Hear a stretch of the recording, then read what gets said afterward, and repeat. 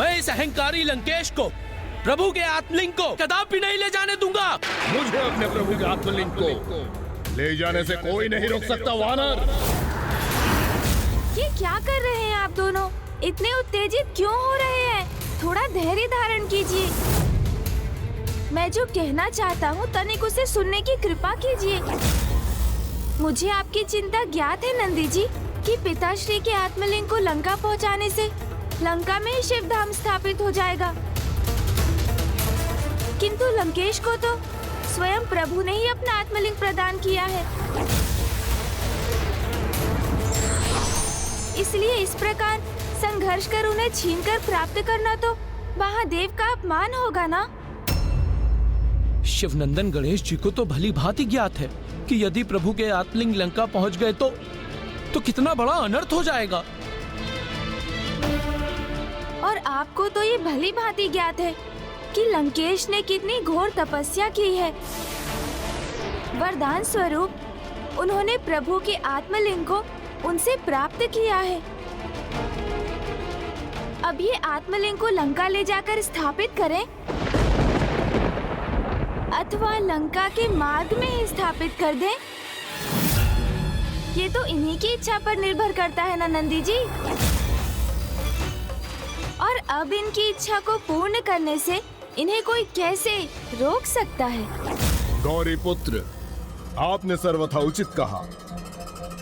मैं प्रभु के आत्मलिंग को कहाँ स्थित करता हूँ ये मेरी इच्छा पर निर्भर करता है।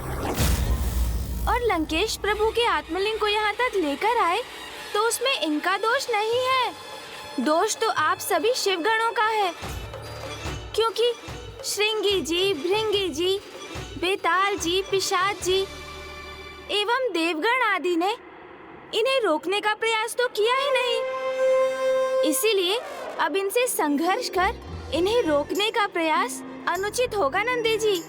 और वैसे भी इनसे युद्ध कर इन्हें कहाँ रोका जा सकता है?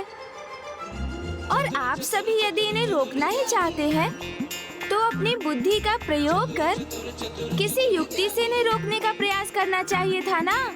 हाँ, अब जब उस समय सभी शिवगण कोई युक्ति सोच नहीं सके तो इसमें भला लंकेश का कहाँ, शिवगणों का ही दोष है ना। चतुर गणेशा। गौरी पुत्र जो कह रहे हैं उसे ध्यान से सुनिए और उनका सुझाव स्वीकार कीजिए, उसी में आपकी भलाई है। और यदि आप सभी लंकेश को रोकना ही चाहते हैं तो आप सभी एक साथ आकर अपनी बुद्धि से किसी युक्ति का निर्माण कर इन्हें रोक कर दिखाइए। किंतु वैसे मेरे विचार से अब लंकेश को रोकना किसी के लिए भी संभव नहीं। आपकी चतुराई तो अद्भुत है गणेश जी।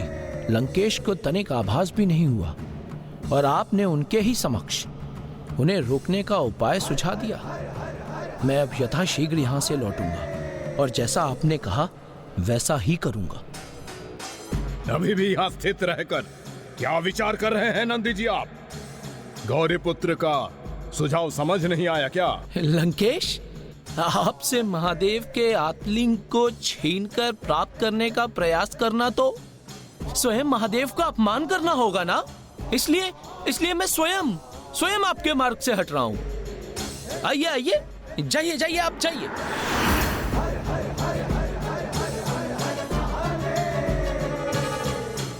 आप चिंता मत कीजिए गणेश जी, मैं शीघ्र उचित उपाय के साथ अवश्य लौटूंगा।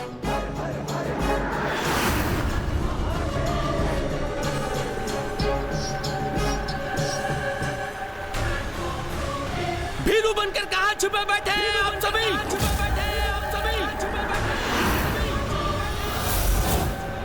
मेरे समक्ष भी प्रस्तुत होइए।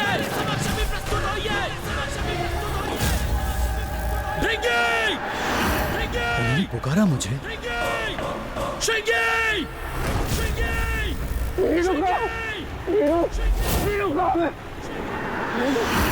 बेताल! पिशाच! हीरो नहीं हूं मैं। तोतला!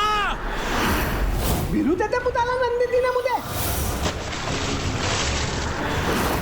नंदी जी इतने कुपित क्यों है हमसे? लंकेश, जल ग्रहण कीजिए।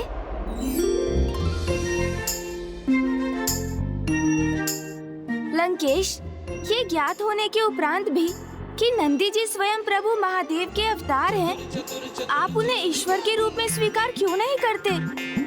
चतुर गणेशा।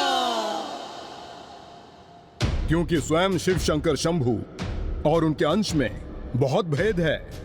क्योंकि उनके अंश तो नारायण भी हैं और ब्रह्मदेव भी, किंतु वो तब भी साक्षात शिव कहाँ, जो सर्वश्रेष्ठ हैं, परम ब्रह्म ईश्वर हैं। वो मेरे प्रभु शिव शंकर शंभू ही हैं, सर्वोच्च भगवान हैं। ये कैसी विडंबना है कि एक महान प्रभु भक्त भी अपनी अज्ञानतावश अपने ही ईश्वर को सर्वोच्च मानने की भूल कर बैठते हैं।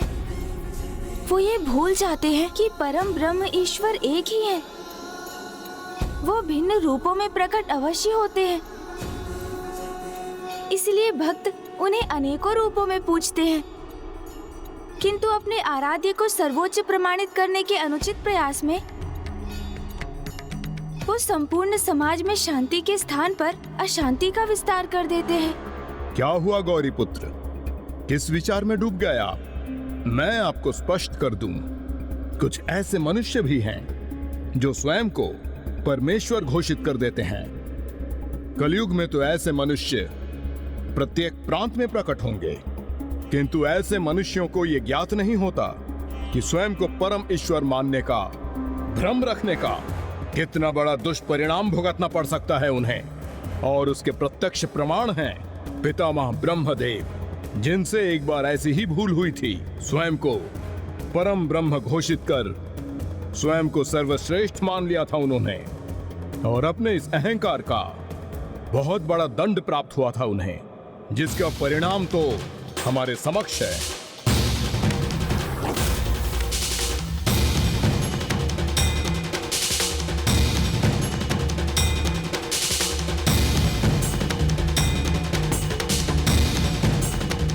ये पर्वत ब्रह्मदेव के शीश के समान क्यों प्रतीत हो रहा है लंकेश?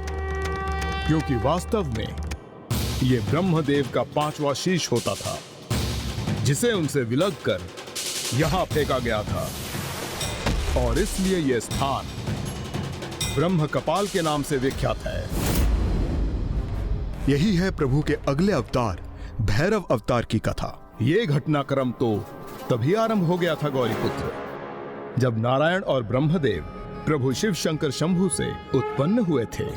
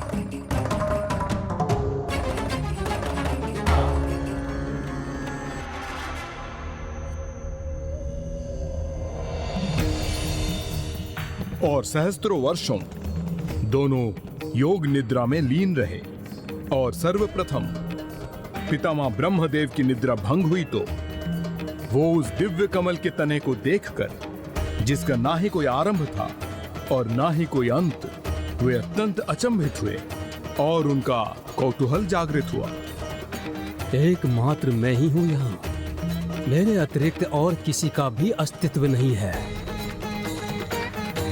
अर्थात एकमात्र मैं ही ईश्वर हूं, मैं ही परम ब्रह्म हूं।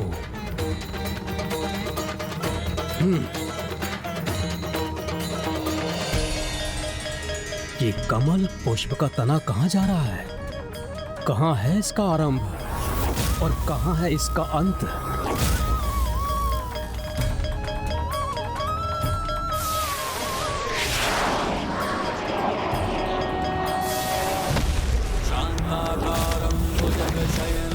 पद्मनाभं सुरेशं विश्वाकारं गगनसदृशं मेघवर्णं शुभांगं। ये कौन है? शेष नाग की शैया पर योग निद्रा में लीन दिव्य पुरुष कौन है आप?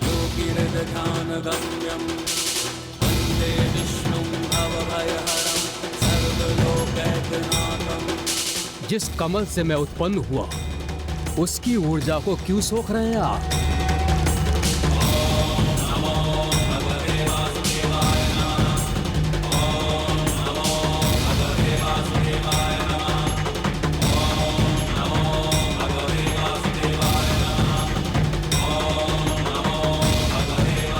मैं आपके कमल की ऊर्जा नहीं सोख रहा, अपितु आपके इस कमल की उत्पत्ति मेरी नाभि से हुई है। अर्थात इस कमल का और इस कमल से उत्पन्न हुए आपका जन्मदाता मैं हूं।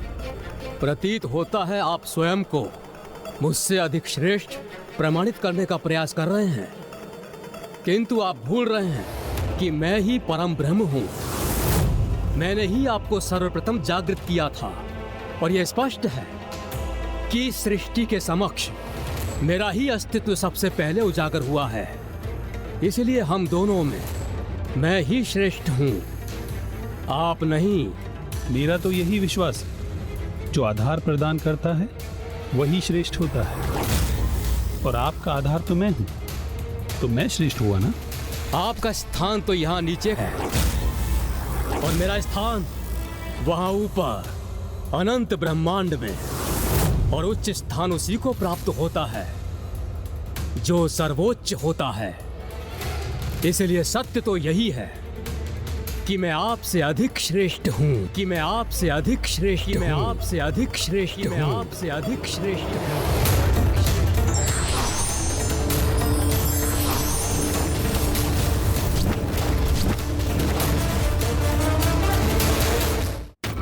जब नारायण और ब्रह्मदेव इस वाक युद्ध में उलझे हुए थे कि उनमें से सर्वोच्च कौन है और सर्वश्रेष्ठ कौन है, तो अचानक से वो ऊर्जा जो समस्त ब्रह्मांड में सर्वोच्च है, उनके समक्ष एक अद्भुत प्रकाश लिंग के रूप में प्रकट हुई।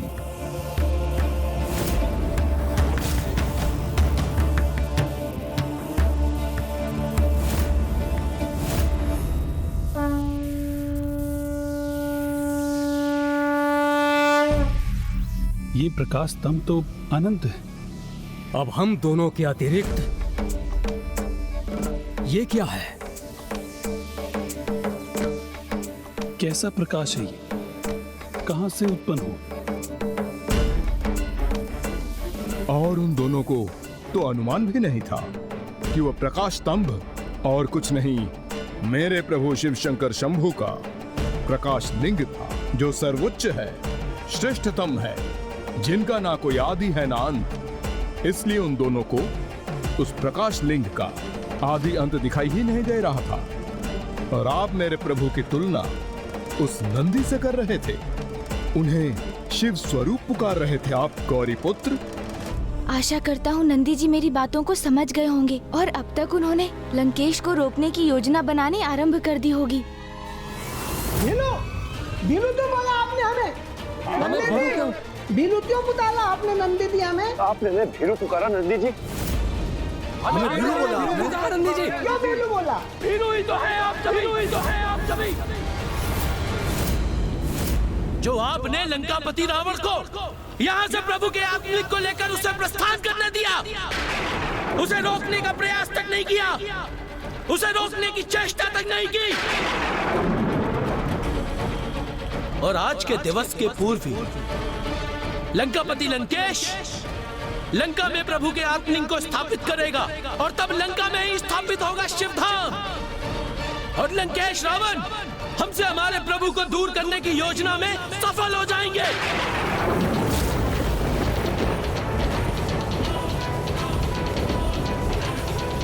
तब हुआ ये गौरी पुत्र कि नारायण और ब्रह्मदेव प्रभु के प्रकाश लिंग को देखकर स्तब्ध रह गए और तभी एक आकाशवाणी हुई। हे पंचशीषधारी ब्रह्मदेव, आप सृष्टि की रचना के लिए प्रकट हुए हैं। और हे नारायण, आप उस सृष्टि की रक्षा और पालन के लिए। किंतु आप दोनों कैसे अनुचित विवाद में उलझ गए हैं। बस यदि आप दोनों ये ज्ञात ही करना चाहते हैं कि आप दोनों में अधिक श्रेष्ठ कौन है, तो आप इस दिव्य प्रकाश स्तंभ की विपरीत छोर की ओर आगे बढ़िए और दूसरे की तुलना में श्रेष्ठ वही होगा जो सर्वप्रथम इसके छोर तक पहुंचने में सक्षम होगा। तस्मै नकाराय नमः शिवाय। मंदाकिनी सलिल चंदन चर्चिताय नंदीश्वर प्रमथनाथ महेश्वराय।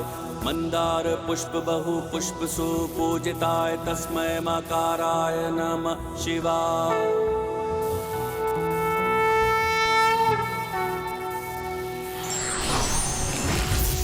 और फिर उस प्रतियोगिता में भाग लेने के लिए ब्रह्मा जी हंस पर आरूढ़ होकर ऊपर की ओर बढ़ते चले गए और विष्णु अपने वराह अवतार रूप में नीचे की ओर बढ़ते चले गए।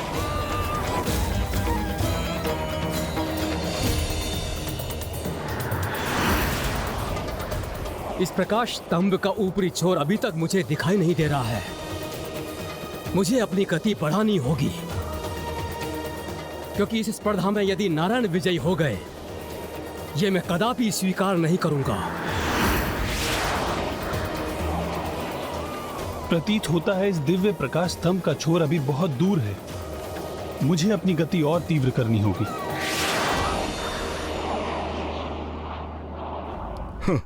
नारायण ने क्या रूप धारण किया है, एक वराह का। लंकेश, आप जिन वराह रूप का उपहास कर रहे हैं ना, मामा जी श्री हरि नारायण ने उसी रूप को धारण कर एक बार पृथ्वी की रक्षा की थी। जब हिरण्याक्ष के कारण संपूर्ण पृथ्वी संकट में आ गई थी, तब वराह रूप में मामा जी श्री हरि नारायण ने ही पृथ्वी को आधार दिया था। और उनका ये रूप तो सदा वंदनीय है और इस रूप की वंदना करने वाले का प्रत्येक कष्ट सदा के लिए दूर हो जाता है। किंतु उस समय तो उनका स्वयं का कष्ट बढ़ता जा रहा था, क्योंकि प्रकाश स्तंभ के निचले छोर को ढूंढने के प्रयास में वो स्वयं उस प्रकाश से विचलित होते जा रहे थे। नारायण को तो यह भी ज्ञात नहीं था कि यदि वो गरुड़ का रूप भी धारण कर लेते, तो भी वो उस महाप्रकाश लिंग के छोर को ढूंढने में असमर्थ रहते। कदाचित फूफा जी ब्रह्मदेव के लिए भी यही सत्य होगा।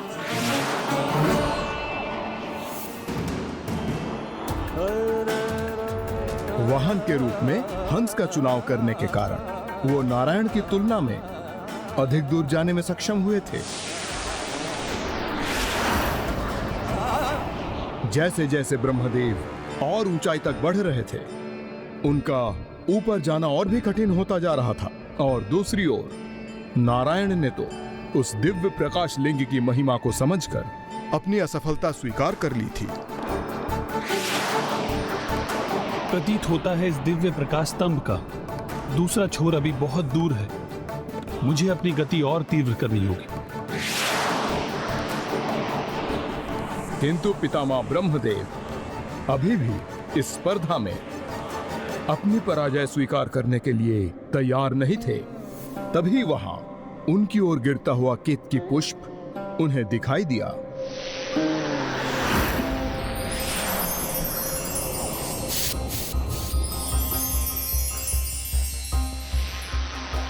प्रतीत होता है कि इस प्रकाश स्तंभ का कोई अंतिम छोर नहीं है, किंतु यदि ये पुष्प भी साक्ष्य प्रस्तुत करे कि मैं ऊंचाई वाले छोर तक पहुंच चुका हूं, तो इस स्पर्धा में मेरी विजय प्रमाणित होगी।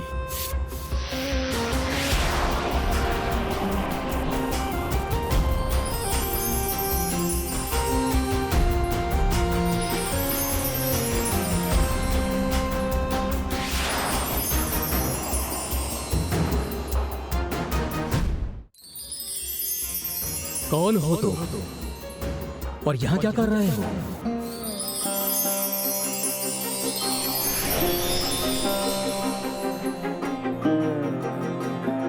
मैं केतकी पुष्प हूँ। जैसे ही मेरी उत्पत्ति हुई, इस प्रकाश स्तंभ से आकर्षित होकर मैं यहाँ उपस्थित हुई, क्योंकि मुझे आभास हुआ अपने रचयिता से मेरी भेंट यही होगी। मैं ब्रह्मदेव हूँ और मैं ही भविष्य में संपूर्ण सृष्टि की रचना करूंगा।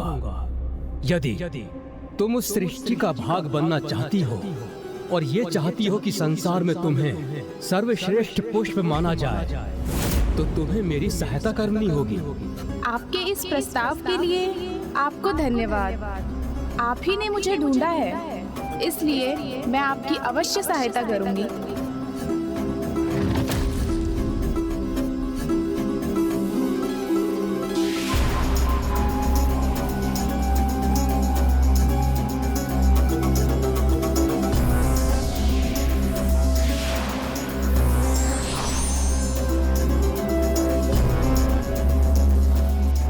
क्या आप दोनों में से कोई इस महालिंग की छोर तक पहुंच सके?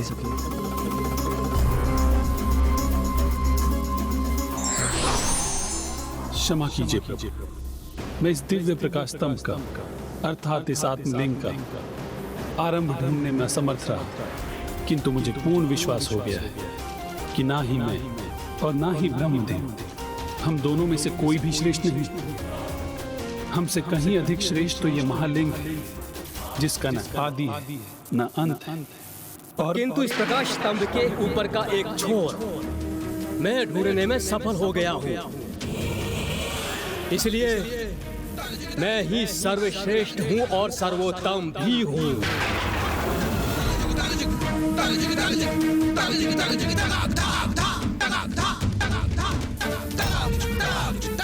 और इसका प्रमाण भी है मेरे पास। ये केतकी का पुष्प।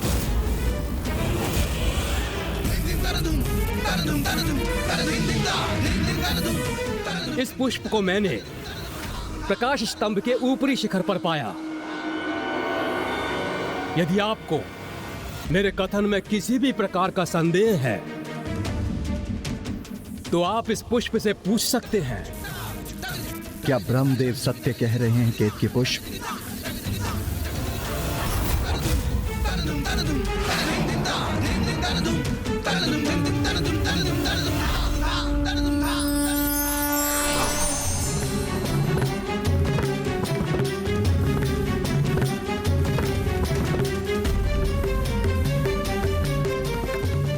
हाँ, ये सत्य है। ब्रह्मदेव ने मुझे महालिंग के ऊपरी शिखर पे ही पाया था।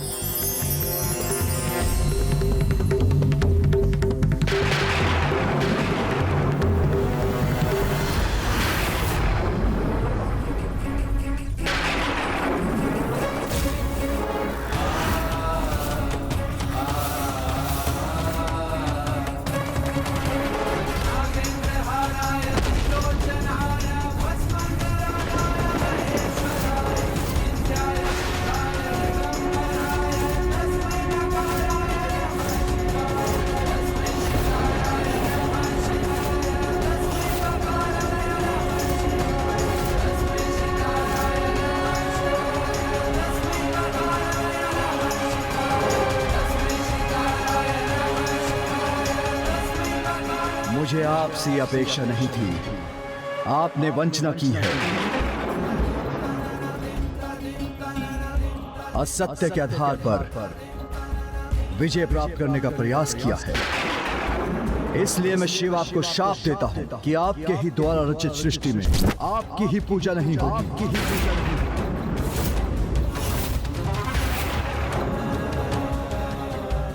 केतकी पुष्प, तुम्हें पुष्पों में सर्वश्रेष्ठ और मेरे सर्वाधिक प्रिय पुष्प बनने के लिए उत्पन्न किया गया था, किंतु तुमने असत्य का साथ देकर अधर्म किया है, इसलिए मैं तुम्हें भी श्राप देता हूं कि तुम्हें किसी पूजा में कोई मान्यता प्राप्त नहीं होगी। तुम्हें मंदिरों एवं पूजा स्थल से सदैव बाहर रखा जाएगा और मात्र वहां की सच्चा के लिए ही तुम्हारा उपयोग होगा। नहीं प्रभु, क्षमा। मेरा जन्म इस सृष्टि के सृजन के लिए हुआ है, अर्थात मैं ही परम ब्रह्म हूँ। आप होते कौन है मुझे? होते कौन है मुझे देने वाले? श्राप देने वाले।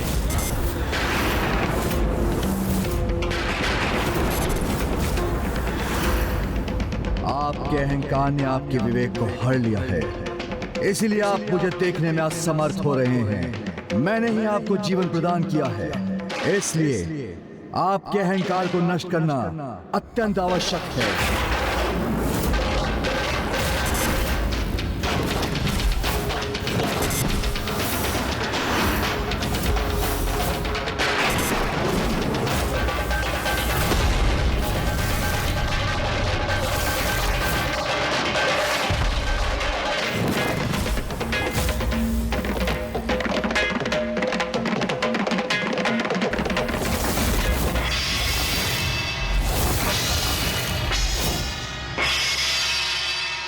परम ब्रह्म नहीं है आप, किंतु आपके अंदर का अहंकार आपको परम ब्रह्म होने का भ्रम उत्पन्न कर रहा है।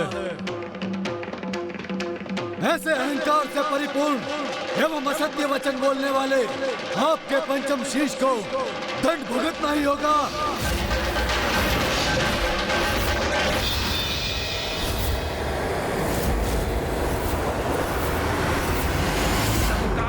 समान रूप काल भैरव का लिया और काट के सर 5 का ब्रह्मा जी का पृथक किया। ओम नमः शिवाय, ओम नमः शिवाय, ओम नमः शिवाय, ओम नमः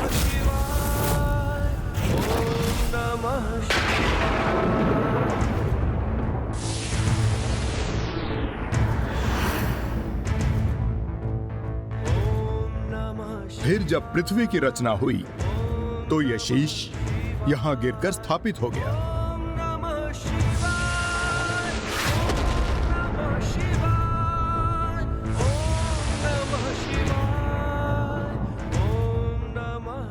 किंतु लंकेश, जहाँ तक मैं समझ सका हूँ, महादेव की महानता मात्र इतनी ही नहीं थी कि उन्होंने भैरव अवतार लेकर ब्रह्मदेव को उनके अहंकार से मुक्त किया, अपितु उनकी महानता तो इसमें भी थी ना कि ये ज्ञात होते हुए भी कि उन्होंने ऐसा किया कि ब्रह्मदेव का शीश उनके शरीर से विलग करने के लिए उन पर ब्रह्म हत्या का दोष लगेगा।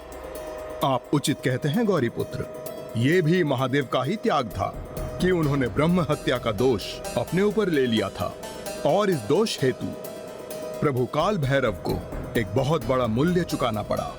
क्या हुआ था लंकेश, और कैसे उन्हें इसका भारी मूल्य चुकाना पड़ा?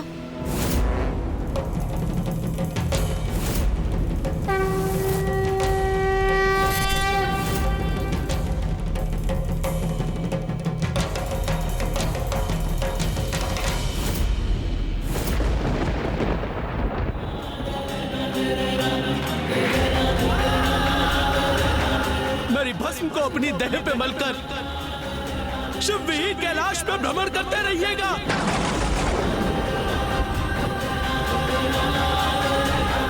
कदाचित अब तक नंदी जी ने समस्त शिवगणों की सहायता से प्रभु की आत्मलिंग को यहीं स्थापित करने का कोई ना कोई उपाय अवश्य ढूंढ लिया होगा।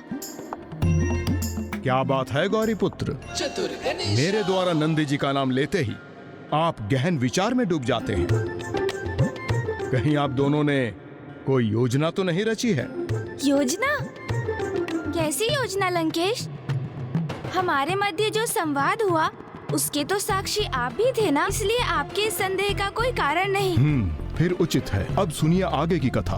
प्रभु महादेव का आदेश पाकर काल भैरव जी ने सर्वथा उचित कार्य ही किया। उन्होंने ब्रह्मा जी का एक शीश उनके धड़ से विलग नहीं किया, अपितु उनके अहंकार को ही उनसे विलग कर दिया था। मुझे अपने अहंकार से मुक्त कराने के लिए आपको कोटि कोटि प्रणाम प्रभु काल भैरव। कल्याण हो।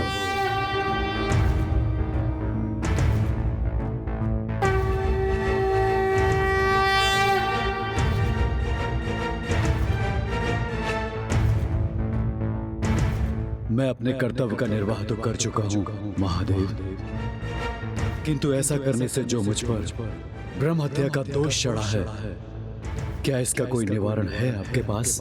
कभी कभी अच्छे कार्यों के भी बुरे परिणाम होते हैं, और जो ये ज्ञात होते हुए भी ऐसा करते हैं वही ईश्वर की उपाधि प्राप्त करते हैं।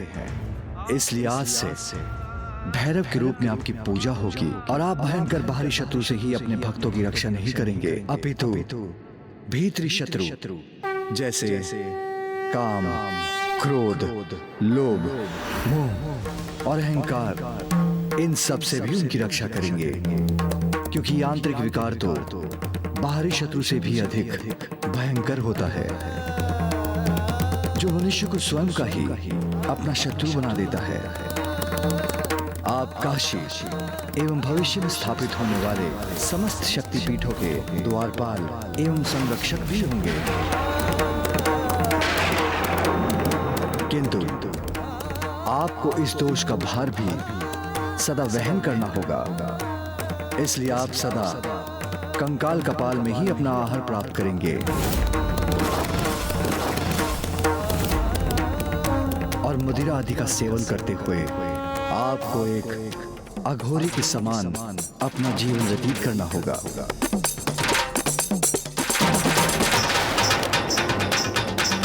प्रभु, आपके समस्त वरदानों के साथ आपके इस दोष का प्रभाव भी स्वीकार है मुझे। बड़ी शक्ति के साथ बड़े कर्तव्य भी निभाने होते हैं। जैसे प्रभु भैरव ने जहाँ एक और ब्रह्मदेव को अहंकार से मुक्त रहने का पाठ सिखाया, वैसे ही स्वयं भी ब्रह्म हत्या के दोष का परिणाम भोग कर अपने कर्तव्य की मर्यादा का पालन किया।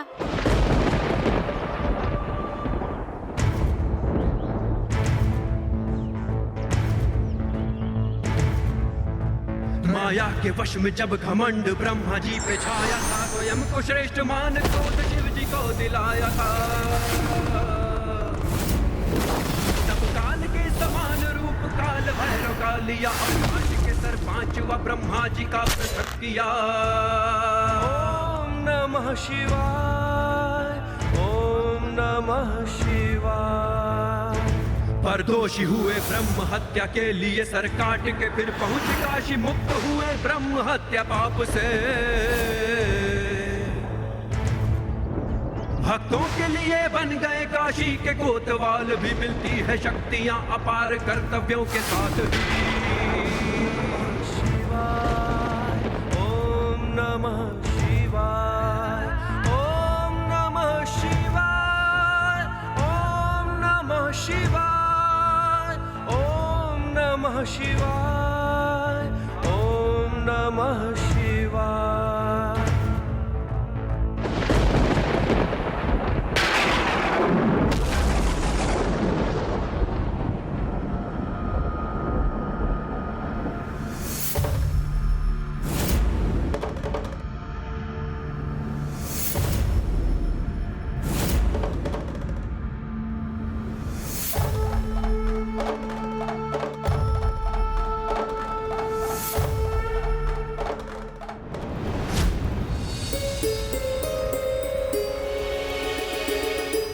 ऐसा मत कीजिए नंदी जी, अपितु क्यों ना हम सभी प्रभु के आत्मलिंग के साथ रावण को लंका पहुंचने से रोकने का प्रयास करें।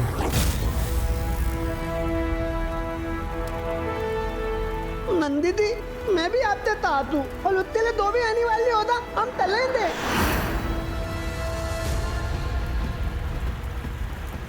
यदि प्राण भी न्यौछावर करने पड़ेंगे रावण को रोकने हेतु, तो हम संकोच नहीं करेंगे। नहीं तले हम सब नहीं करेंगे, हम सब साथ हैं।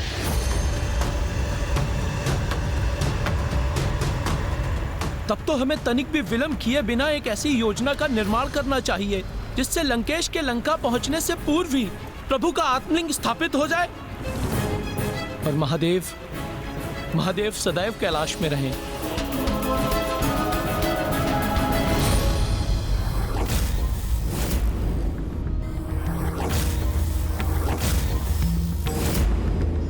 सर्वथा अद्भुत है मेरे प्रभु शिव शंकर शंभू की प्रत्येक लीला और अद्भुत है उनके स्वरूप।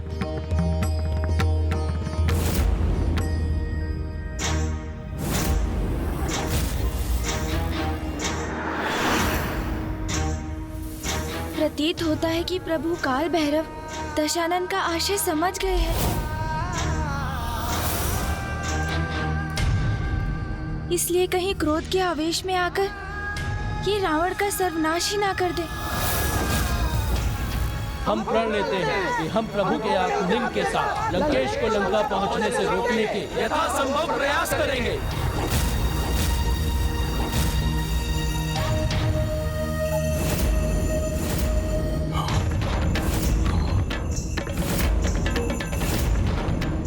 ये प्रभु काल भैरव जी क्या करने वाले हैं? कहीं मुझ पर घातक प्रहार तो नहीं करने वाले?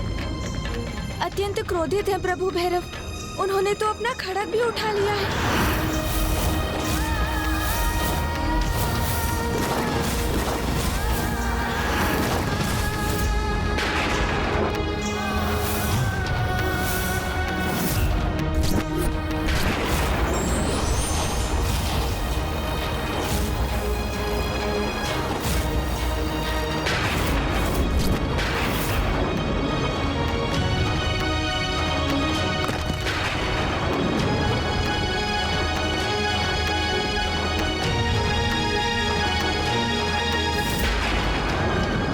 मुझे ही शीघ्र कोई उपाय कर प्रभु भैरव के क्रोध को शांत करना होगा।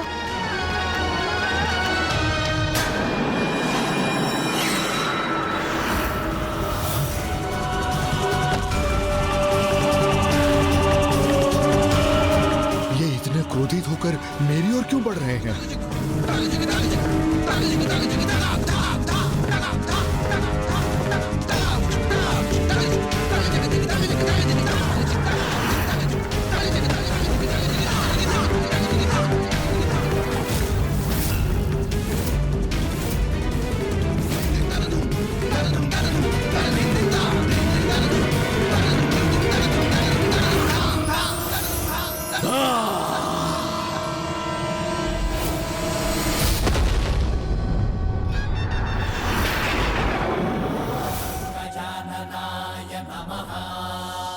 अब मेरे प्रभाव से समस्त संसार की गति धीमी हो जाएगी और इस अवधि में मैं प्रभु भैरव का क्रोध शांत करूंगा।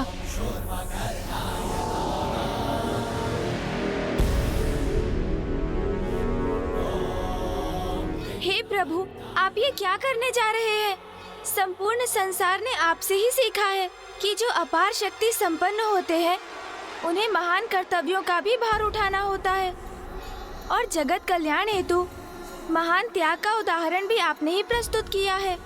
इसलिए क्रोधावेश आपका स्वयं पर नियंत्रण खोना सर्वथा अनुचित होगा प्रभु।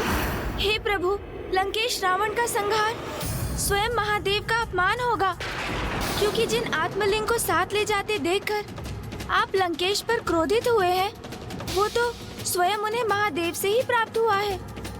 आपके द्वारा रावण का वध स्वयं आपके ही द्वारा अपनी मर्यादा का उल्लंघन होगा प्रभु। लंकेश रावण भी ब्राह्मण पुत्र है,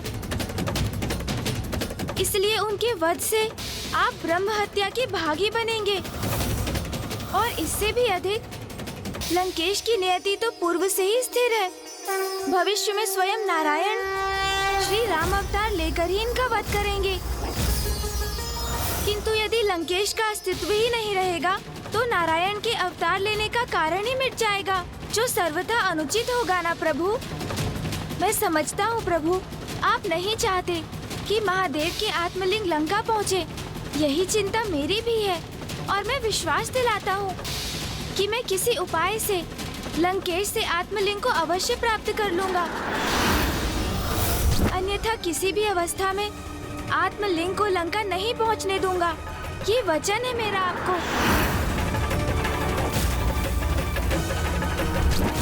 क्या आपको गौरी पुत्र शिवनंदन गणेश के वचन पर तनिक भी विश्वास नहीं प्रभु?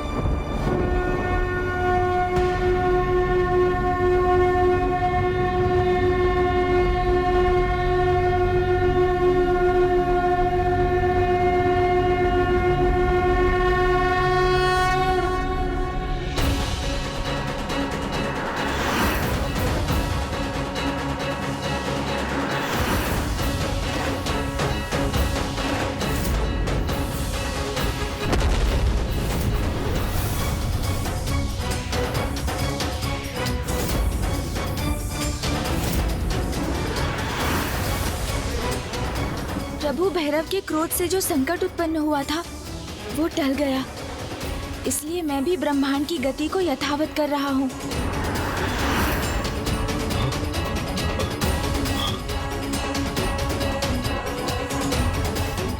प्रभु भैरव, अब वो कहाँ है गौरीपुत्र? वो तो हमें आशीष देकर अंतर ध्यान हो गए लंकेश।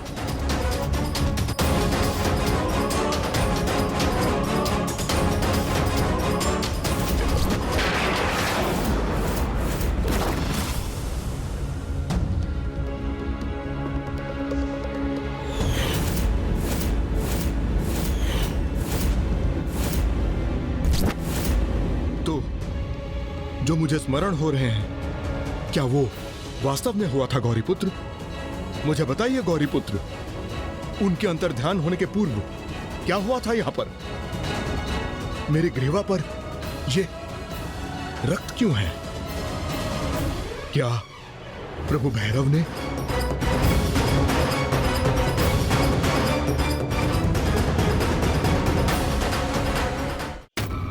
ये घाव क्या कैसे उत्पन्न हुआ गौरीपुत्र? दशानन लंकेश, पराक्रमी महायोद्धा रावण को ऐसे तुच्छ घाव कब से प्रभावित करने लगे?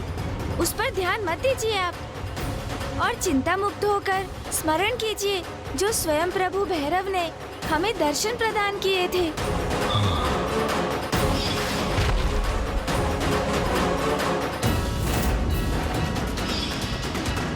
लीजिए लंकेश, जल ग्रहण कीजिए और अपने हृदय को शांत कीजिए।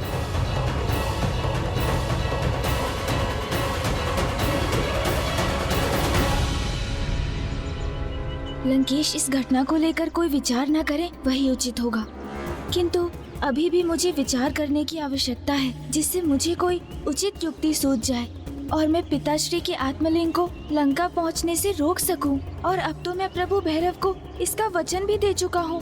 कदाचित नंदी जी इस कार्य में मेरी सहायता करने के लिए तत्पर हो चुके होंगे।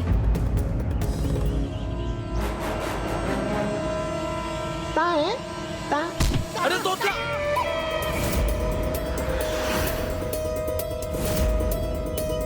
प्रतीत होता है लंकेश अत्यंत भयभीत हो गए हैं प्रभु भैरव से, इसलिए जल का पान करते ही जा रहे हैं। कदाचित इसी कारण मेरी इन्हें जल का पान कराने की युक्ति सफल हो जाए।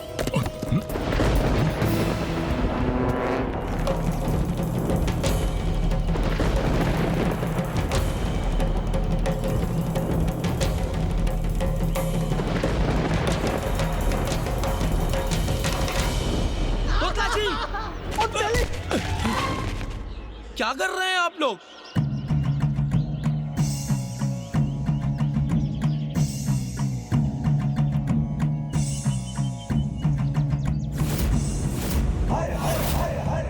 गणेश जी ने परोक्ष रूप से मुझे संकेत दिए थे। प्रथम संकेत, आप इन्हें रोकना ही चाहते थे, तो आप सभी को अपनी बुद्धि का प्रयोग कर किसी युक्ति से इन्हें रोकने का प्रयास करना चाहिए था ना। और द्वितीय संकेत था। अब ये प्रभु के आत्मलिंग को लंका जाकर स्थापित कर दें अथवा लंका के मार्ग में ही स्थापित कर दें। जो गणेश जी ने कहा था उसके अनुसार हमें लंकेश से युद्ध नहीं करना चाहिए, अपितु किसी युक्ति का प्रयोग कर चतुराई से प्रयास करना चाहिए, ताकि किसी भी प्रकार से लंकेश के हाथों से यह आत्मलिंग मुक्त हो जाए और लंका न जाकर यहीं धरती के स्पर्श से स्थापित हो जाए।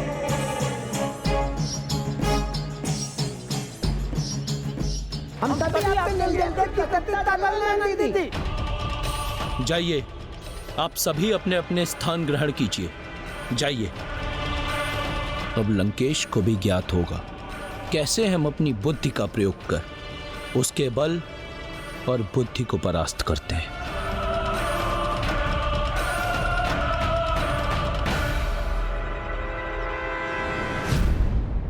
क्या हुआ लंकेश? कोई अन्य भी अवश्य है यहाँ पे।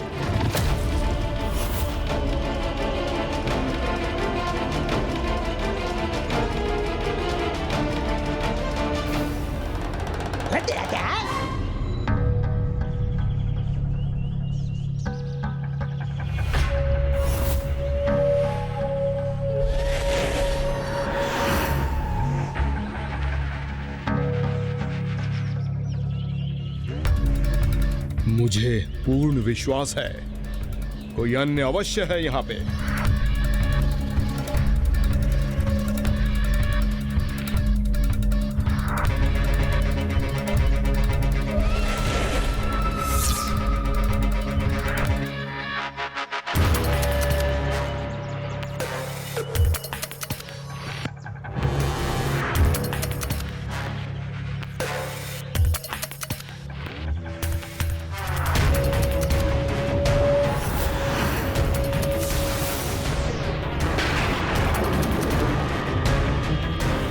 कुछ दिखाई तो नहीं देता, किंतु मुझे आभास अवश्य हो रहा है कुछ तो है जो मेरे नेत्रों से छिपा है यहाँ।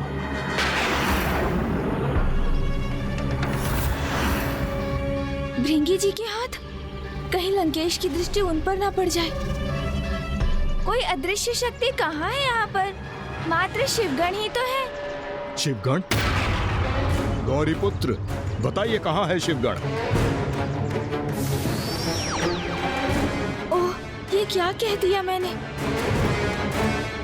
इतने बड़े महाज्ञानी से ऐसे प्रश्न की अपेक्षा नहीं थी मुझे, क्योंकि शिवगण तो सर्वत्र है। ये वृक्ष, ये पौधे, झाड़ियाँ, ये शिलाएं, पक्षी, आप और मैं, हम सभी शिवगण ही तो हैं यहाँ। लंकेश, प्रतीत होता है आप प्रभु भैरव के दर्शन के उपरांत बहुत अधिक भयभीत हो गए हैं। नहीं, ऐसा कुछ नहीं है गौरीपुत्र। प्रभु भैरव महादेव के सबसे उग्र अवतार हैं, इसलिए आप उनसे भयभीत हो गए ना? तो आप उसे स्वीकार करने में संकोच मत कीजिए लंकेश।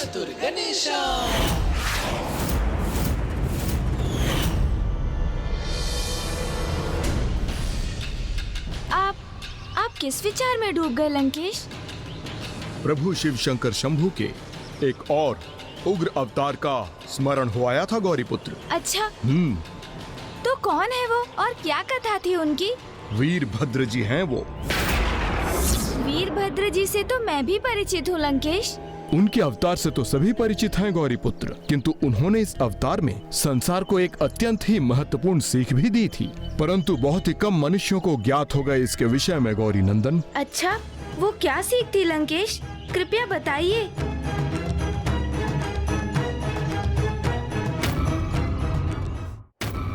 तोतला? मैं तो ऊपर हूँ।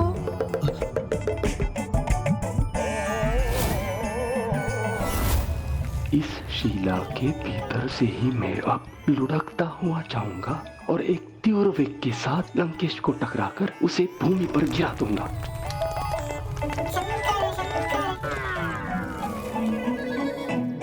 वीरभद्र जी संसार को ये सीख देने के लिए प्रकट हुए थे, जो ज्ञान और शक्ति से संपन्न होते हैं उन्हें कभी अन्याय का साथ नहीं देना चाहिए, और जो स्वयं ना पाप करते हुए भी पाप और अधर्म को शांति से सहते हैं, वो भी दंड के भागी बनते हैं।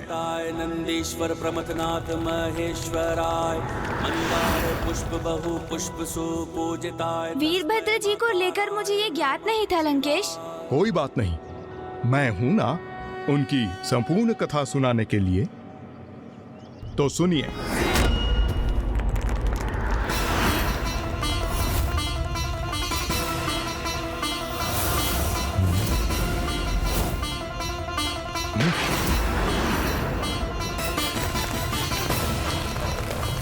लंकेश, आप मुझे कथा सुनाइए ना।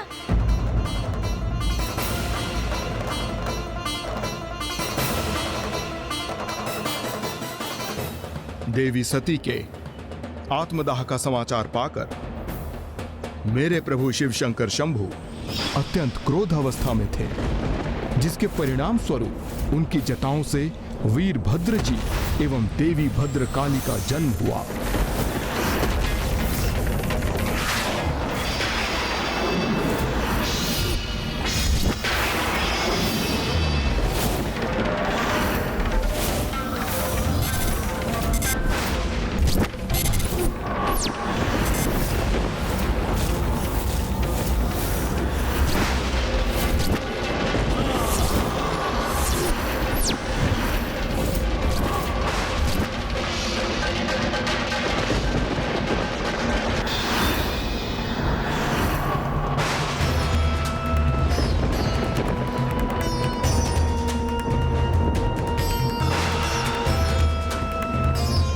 देवी भद्रकाली,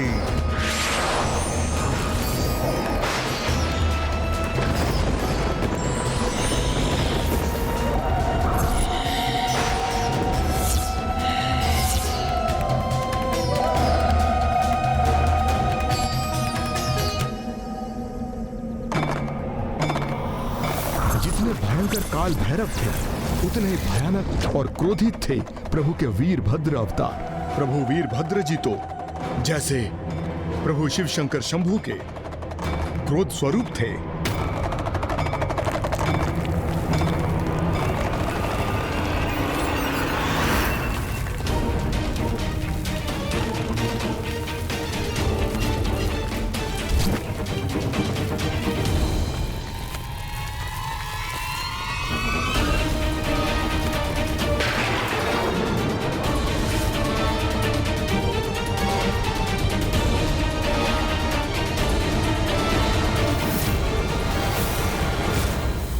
ये शिला यहां क्यों है?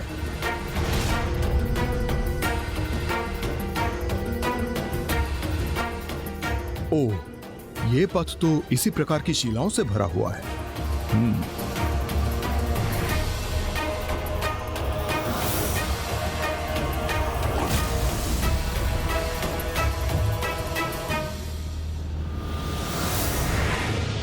बेताल जी यहाँ पहुँच तो गए हैं, किंतु योजना क्या है उनकी?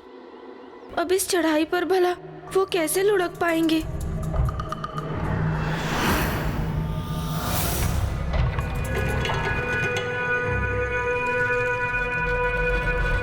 बस अब प्रथम अवसर पाते ही मैं इस शिला के सहारे रेंगते हुए लंकेश के पीछे पहुंचूंगा और अचानक उनके चरण खींच लूंगा ताकि वो अपना संतुलन खोकर भूमि पर गिर पड़े और आत्मलीन भूमि का स्पर्श करके इसी स्थान पर स्थापित होंगे।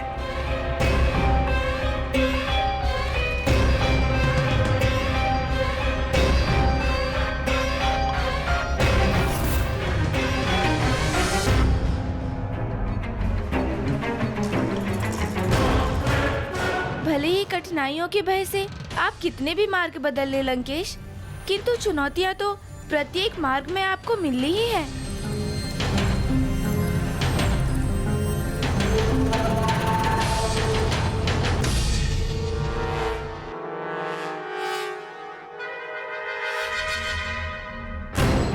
मुझे जो करना है इसी क्षण करना होगा, अन्यथा मैं ये अवसर गवा दूंगा।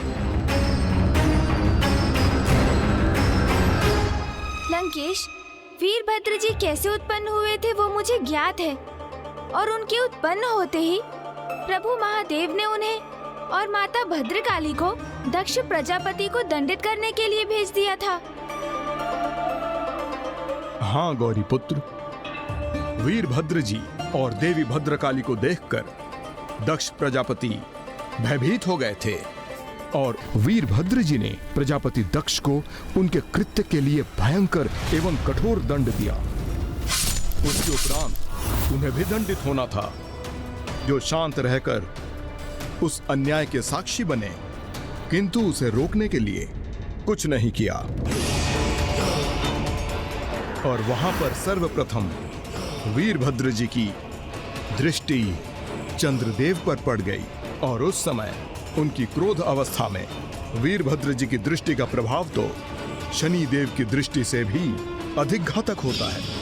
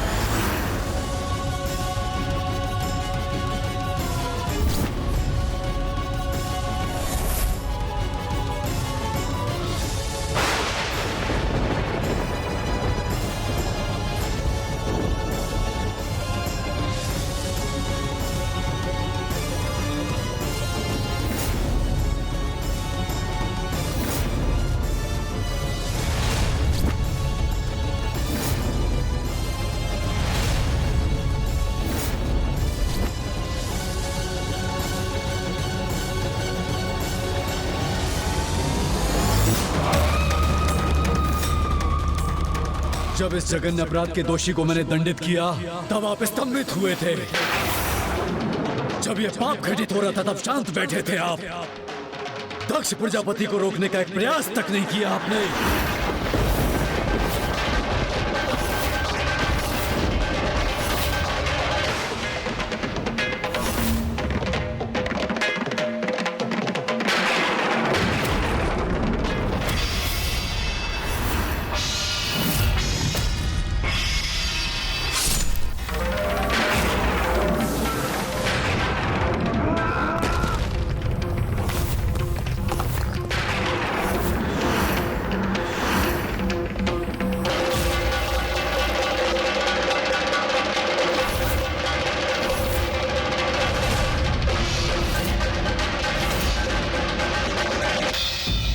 अन्याय देखने और सुनने वाला भी दंड का भागी अवश्य होता है, किंतु उनका दंड समय और परिस्थिति द्वारा ही निर्धारित होनी चाहिए।